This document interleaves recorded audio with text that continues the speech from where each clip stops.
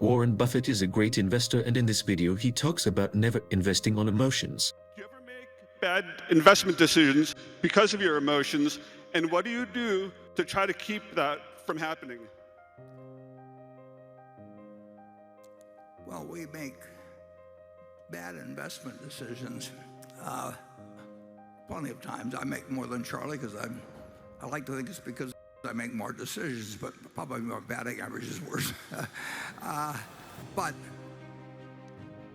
I can't recall any time in the history of Berkshire that we made an emotional decision. Have we ever made an emotional decision? No.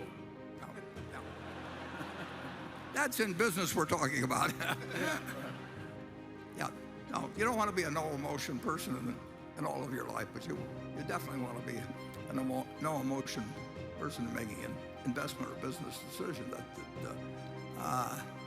You can argue that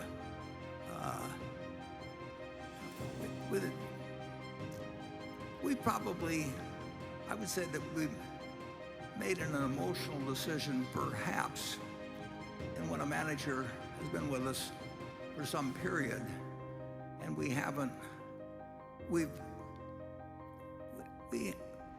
ignored the fact that perhaps they weren't quite what they were earlier. But our businesses are so good that they run better sometimes.